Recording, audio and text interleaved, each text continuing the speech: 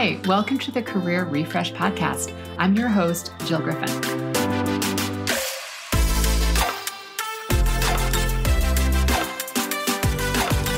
I'm a former media and marketing executive turned career strategist and executive coach. I spent my career working my way up and through the ranks of global organizations and startups, and today I show others how to do the same. Join me each week as we discuss the strategies and actionable steps to leverage your strengths, increase your confidence, and develop your career well-being. Ready? Let's do it.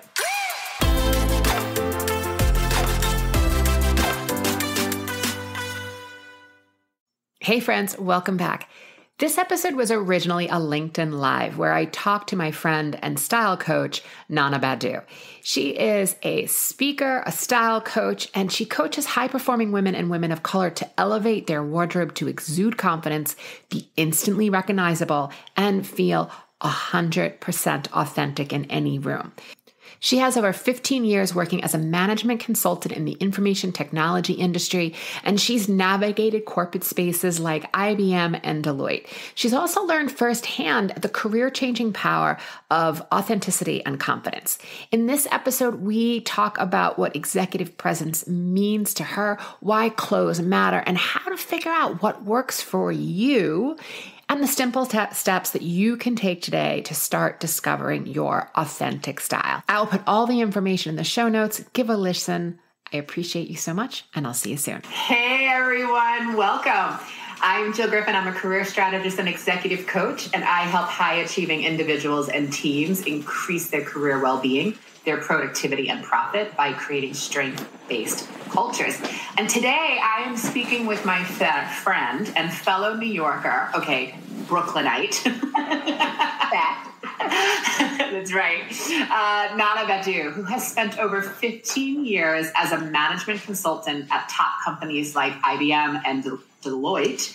And she has turned stylist and image consultant. So she's also a stand for authenticity and confidence. So today we're going to talk about focusing on your personal and professional development, finding your authentic style, and also where you're up-leveling your executive presence. So I want to welcome Naana. Hey, Jill. What's going on? So good to see you here and have you here.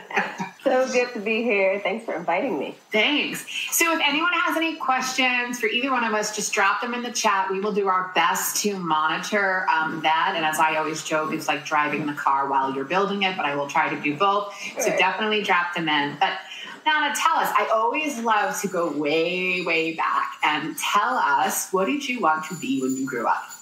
Oh, that's such a good question. When I was growing up, I wanted to be a gymnast or a fashion designer. Oh, wow. So I loved Dominique Dawes.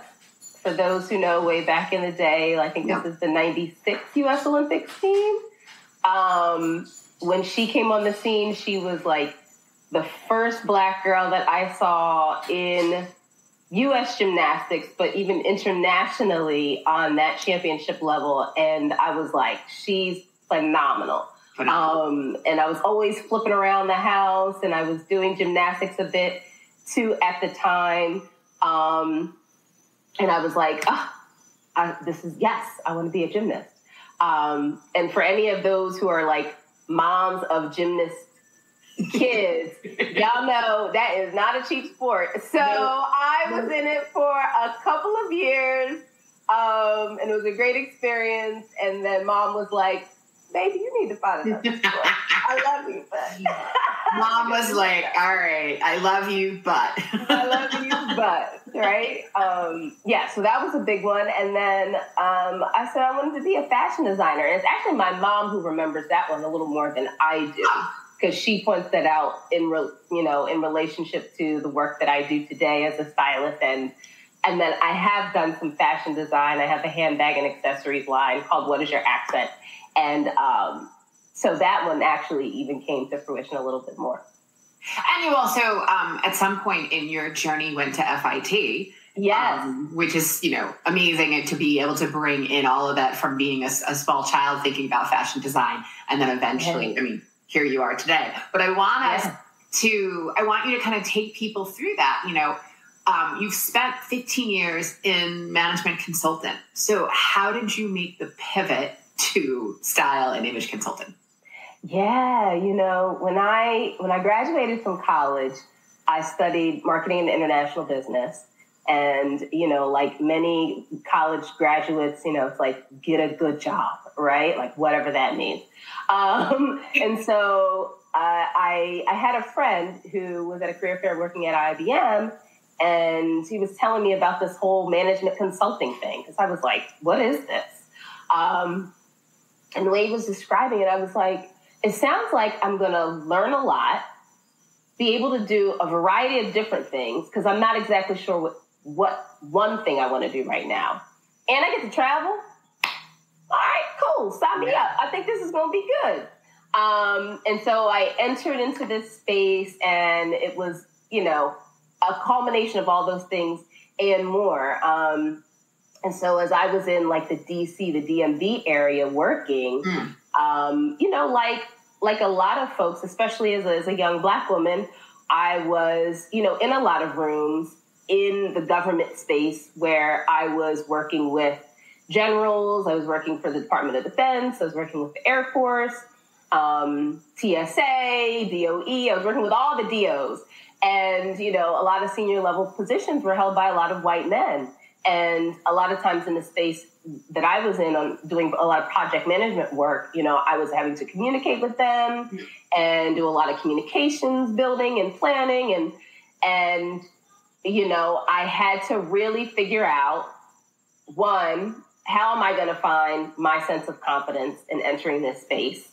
How am I going to stand my ground as a younger professional in the field? And then I already stand out because I'm young, I'm Black, and I'm a woman.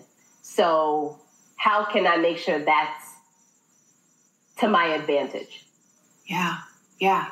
So what did you do? Like, what were some of the first things you did to hit that trifecta of making sure it was being used to your advantage?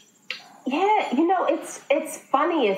I was looking at this article at Harvard Business Review today as I was doing it for a post, and they were interviewing like 10 different Black women and talking about their experiences in the workplace, talking about everything from code switching, wearing your hair natural, right? Like all these things that are like added thoughts in our minds that attach to just doing the work. And I was reflecting on my career, and I was like, man, I had to do the same things. And so, I thought a lot about, okay, when I'm going to have this conversation with this general, do I have to talk code switch? Because I grew up with mostly white people. So I knew what the code switch, like, I knew what it was and I knew what it wasn't, like, and I was like, oh, yeah, I think I'm going to have to do that.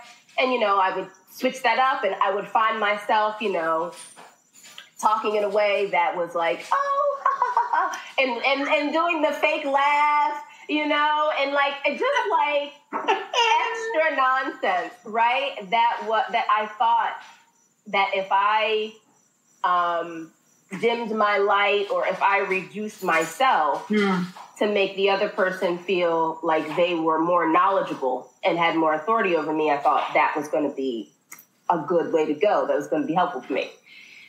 End of the day, one, it just felt very uncomfortable. And I think after enough interactions like that, I was like, this is not it. Like, I'm naturally a conversationalist. I'm naturally energetic. I'm naturally a people person. Like, this is part of the reason why I got hired in the first place, right?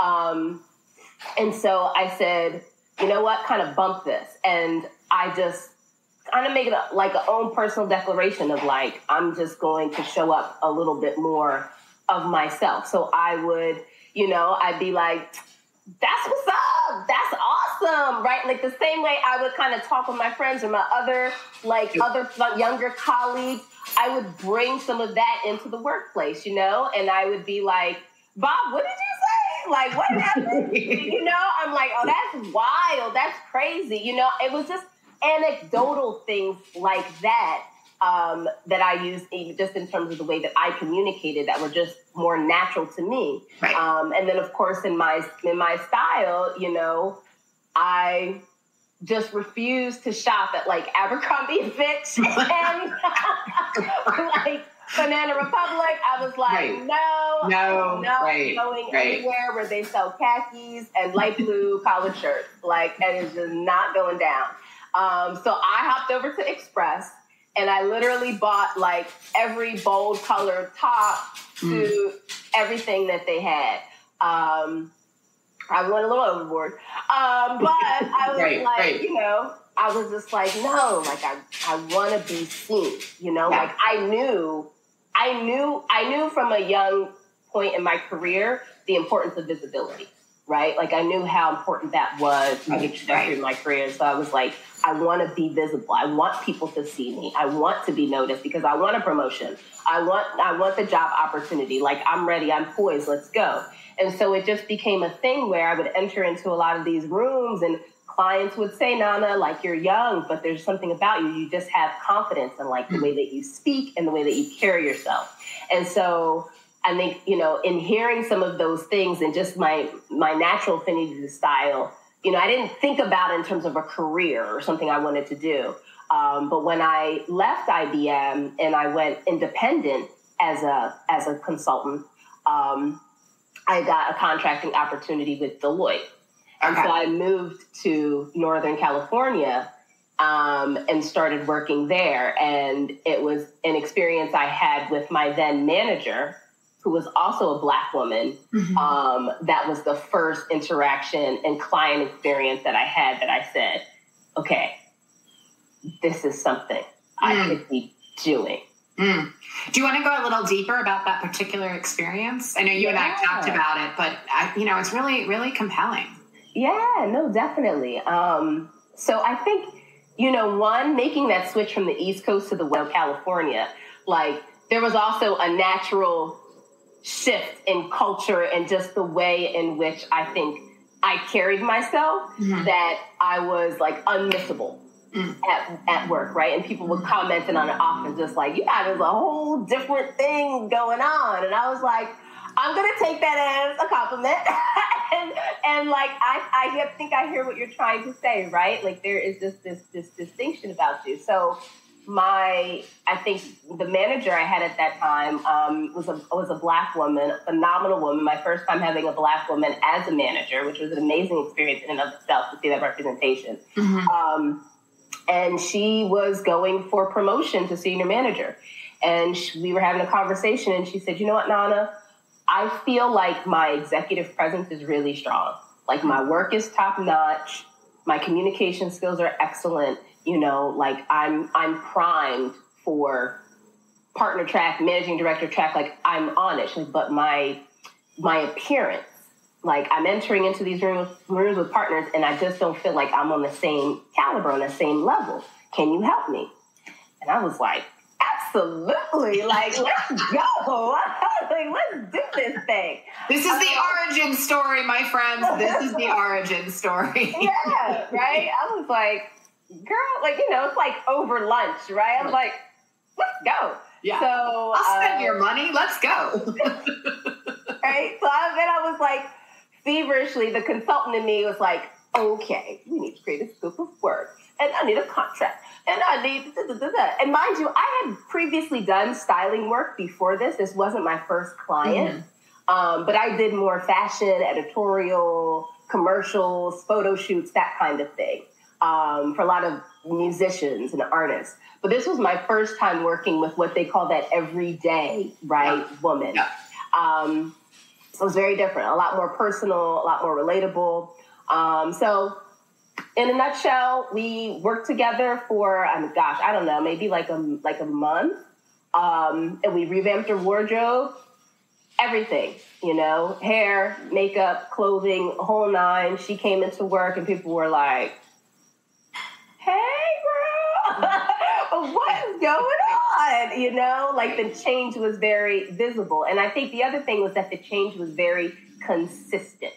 Okay, so that's right? visible and consistent. Because I know from, just my years working within a corporate environment, so often you're hedging your bets. Like, you want to stand out, but at the same time, you also don't want to be in a situation where, back then we didn't call it canceled, but now it would be sort of canceled or being told that you can't wear this. And I also just want to acknowledge that my privilege as a white woman, while I had struggles in working through, I did not have the struggles of a Black woman. So I just want to take a moment and honor that, because no one told me how to wear my hair or that I should or should not speak in a certain way. That was authentically me. So I do also just want to just honor that. Yeah. But when you think about someone who's really struggling between, I want to stand out, but I don't want to be dinged, and it's safer to stay quiet, how do you find the way to help your clients really bring that forth and find the right balance for them? Yeah. I think it's so important to understand what you want. Like, what's your goal? What is your career goal? And 9 times out of 10, for the person who's even having these thoughts around executive presence, professional image, am I presenting myself in the best possible light, is because you want more. Mm-hmm. You want more money. You want more recognition. You want a higher, position or role. You want to make a career switch, right? You want more. And so if you're that type of person, seeking out, you're going to be somebody who doesn't follow the trends, right? You set them. You are not afraid to lead first, right? And galvanize others. So if that's the case, like, reference that, pull from that, right? Pull from that and know that the way in which you think about your wardrobe is going to be no different than your career. You're going to want to do it strategically, but you're also going to want to do it with intention, knowing that it's going to get you further, right? So there's going to be times where you're going to be in a meeting or you have an idea and you're like, this is totally different from what everybody's saying right now, but like, I think this is the right way to go. And I know if I do this, like, they're gonna pick me to lead the next project. You know what? I have a thought, right? Like, it's gonna be uncomfortable or whatever. You practice, anything, you're uncomfortable public speaking. You go to Toastmasters, right? And you're like, this is an important skill set for me to understand and learn. And so you make that investment and you really hone in on those skills. Your style and your wardrobe is no different. That's what people see first. That is what they see first. They don't hear you. They haven't read your resume oftentimes. They have not had years of your experience at previous employers, but they see you first. And then they will continue to see you every single day.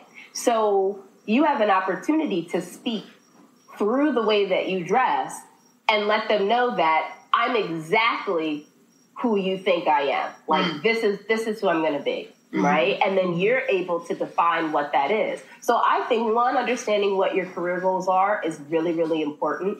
And then the second thing I always encourage people to do is really to define what kind of style you envision for yourself.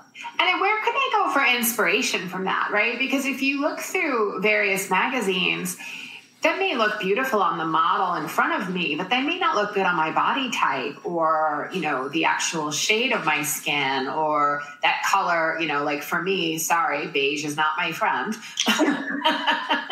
Right.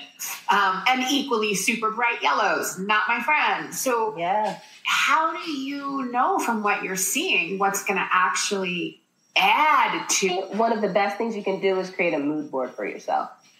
And it's a simple exercise, and it can be fun. Like, make it something fun, right? Like, embrace this as something that's new and exciting, and something as part of your career development journey that you're gonna, there's just a sense of enjoyment, right? And I think that you can do this simply by Pinterest, Instagram. In this day and time with the internet, you can do Google searches. I do this all the time for clients. And one of the most important things that I do when I'm doing the mood board is that I find women that look like my clients. So I think it's really important to see representation. So speaking to what you're saying about color and skin tones, right? I'm going to go and I'm going to say, okay, I am looking for, it might be women in their 40s, women in their 50s, sizes 14 to 16, like I'm going to brunettes, blonde, right? Or if I'm looking for Black women, I'm going to say dark-skinned women, short, natural hair, right? Slender type. Like I can get specific. And obviously in my line of work, I have references of some people, whether it might be celebrities or folks who I'm like, I see someone and I say, I have a recollection, right, of who influences their style.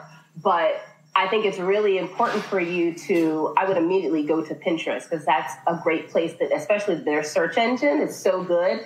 You're going to find everyday people posting pictures about what they wear to work.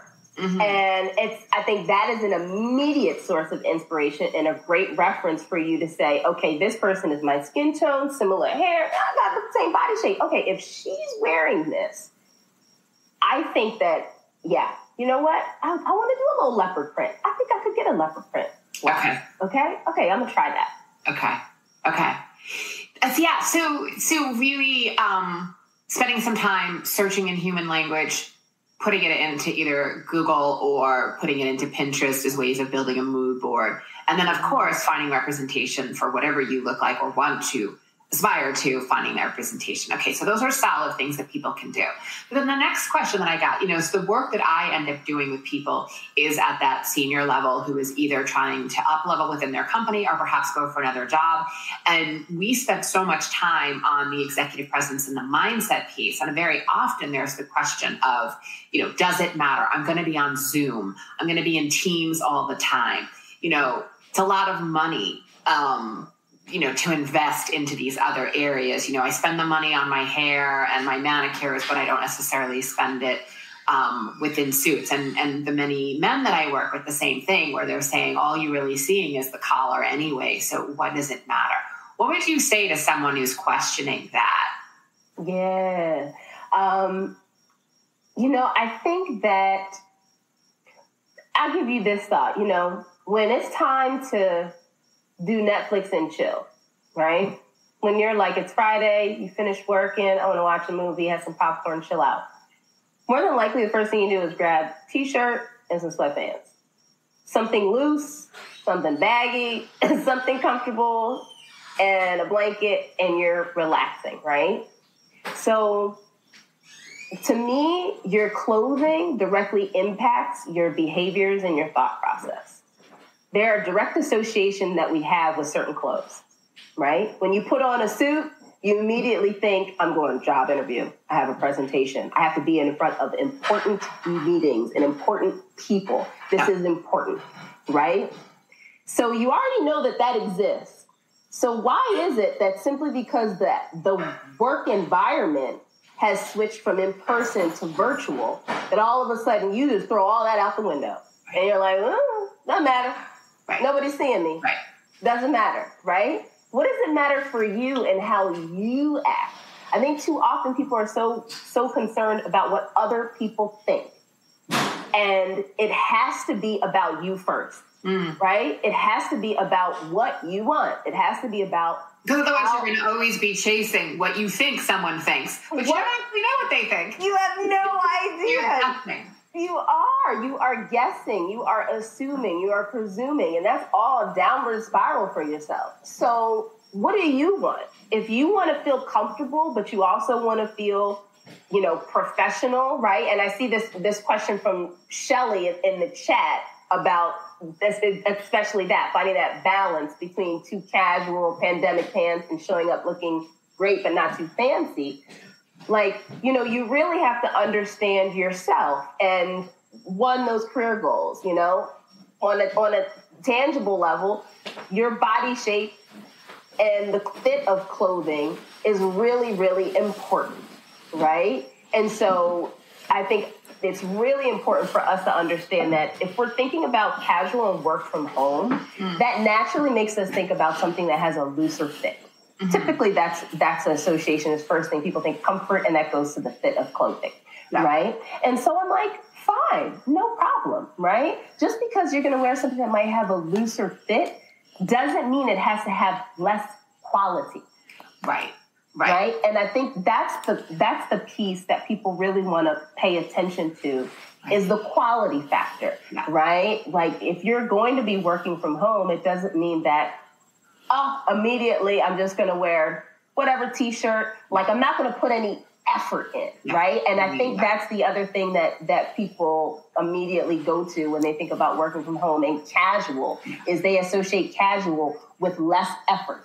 Yeah. And I'm like, that's not what casual means. Casual means that something might have a looser fit to it a lot of times, right? Yeah. Casual means that there might be a little less structure in the fabric. Right. And I think that's what we're seeing, right? So there's been many articles, both in the New York Times, I've seen it in the Washington Post, I've also seen it in some of the fashion magazines, talking about business comfort or work leisure or power casual is the other term. Yes.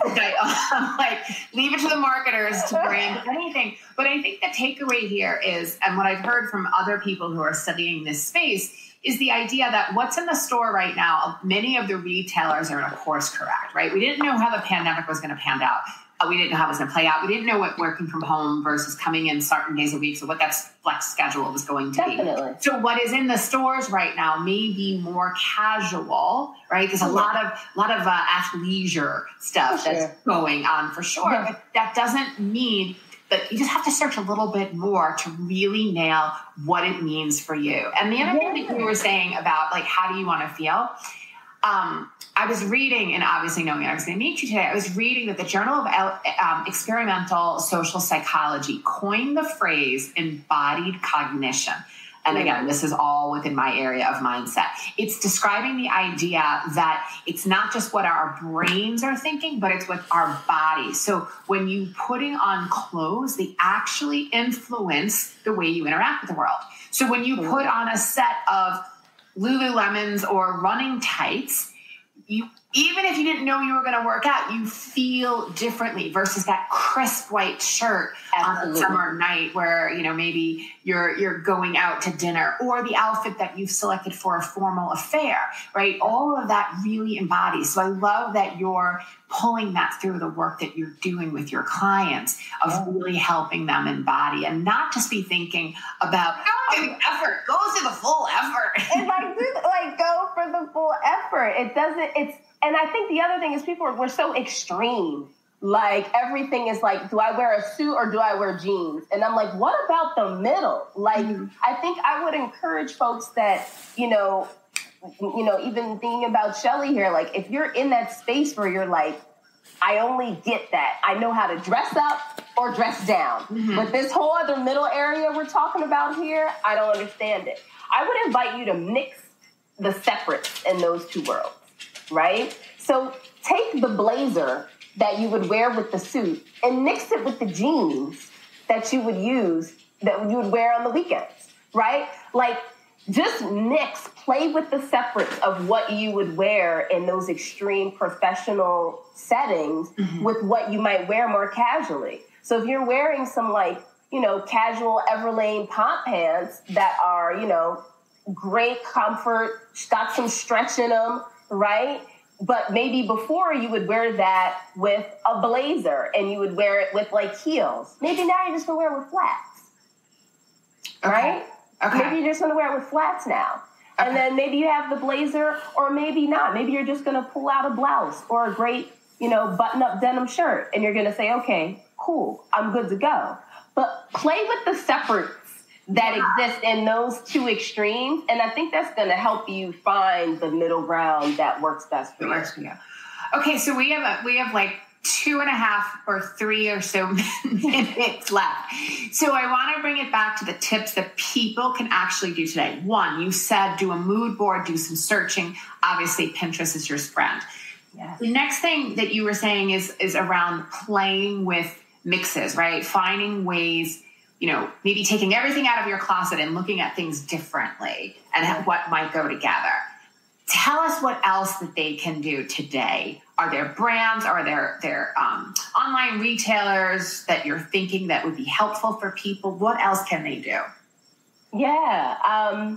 I think that one of the best things that, when I spoke about this a little bit before, but really defining your style, understand what your style type is. So there are about 7 different style types that most of us fall into. And there's a post, if you like need a reference, DM me and I can send you a link to a post that I did about this, and it breaks it all down. But it's a really great reference so that you know what your core style type is, right? Oh, I'm classic. I like really crisp lines, which most people who are in the corporate space have a classic style type. This is your traditional, blazer, pants, pencil skirts, right? Like things of that nature, A lot of folks might want to have more of an elegant style type where you're playing with more silk blend fabrics, right? Or maybe you're doing more monochromatic tones. So it's really important to define your style type and understand what that is. That's going to be a great source for you as you start to search and build out your mood board. Then when you go into your closet, you can do that from a place of clarity and knowledge, right? That's what's most important, because right now you're uncertain and unknowing. So you really want to have more clarity and knowledge about how you go into your closet. It's not about jumping to shop and buy. If you're thinking I'm just going to go to a store and buy things, stop. Don't do that. Go to your closet first and foremost, and then begin to play around with what you have there. I think 2 of the most important spaces that you can add to when thinking about playing around and how to, kind of zhuzh things up in your wardrobe are color and accessory. Jill, this is like something that's a little bit lower on the totem pole, because sometimes when it comes to the clothing category and we think about the dresses or pants or shoes, we think, that often has a higher price point to it. But if you think about adding some color or accessories into a couple of your tops, even if it's a couple of those shell tops that go underneath the blazers, right? Like, or thinking about it in terms of the necklace or in terms of earrings, like that's an easy place for you to start to add a little bit more color into your wardrobe, which is always a great way to add more eye-catching, add more boldness, which with my clients is often a space where they feel like they need support. Or I'm saying from one eyeglass queen to another. Yes. Eyeglass wardrobe. Like at a certain point when I figured out that I was going to have to wear eyeglasses all the time, I was like, well, they're going to be fab. They're going to be just fab. Be fab. 1,000%. Yeah. So tell everyone how they could work with you, where to find you. Yeah. So all the details. Yep, I am living and loving LinkedIn. So please, if we're not already connected, send me a connection request. Let me know that you watched this LinkedIn Live with Jill. And from there, we can just have a conversation. Like for me, it's really about understanding who you are, your career goals, where your style is now, what your major challenges are. And then from there, we can decide and have a conversation about whether you might be a good fit for my signature style coaching program, which is called the Style Elevation Experience. And it's really all about helping a lot of women and women of color understand what their bold, authentic style looks like and how to embody that with more confidence and more consistency so that they can step into any room they desire and slay. Yeah, I love it. And tell them your URL, please.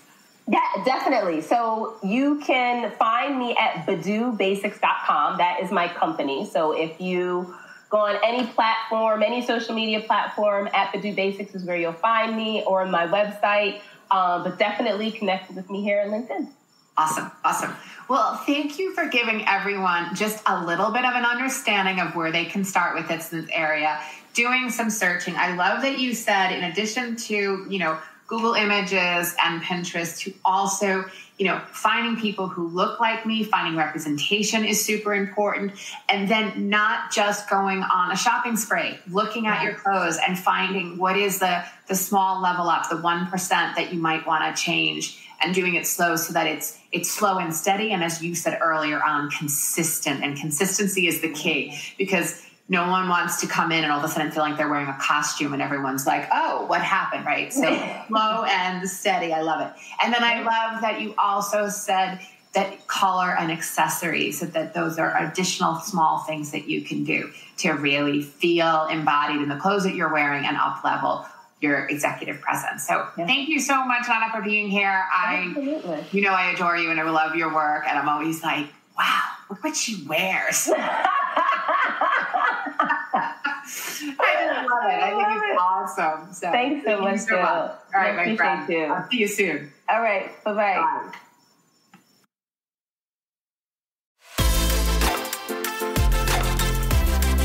Hey, thanks for listening to the Career Refresh podcast. If you're enjoying this and you want more information, go to my website, jillgriffincoaching.com. There you can find information on how to work with me one-on-one or my group programs, or even bring me into your workplace. I'll put the link to my website in the show notes. But hey, listen, before you go, do me a favor, rate and review this podcast because it definitely helps me get the word out to people everywhere so that they can also thrive in the workplace. All right, friends, I appreciate you. I'll see you soon.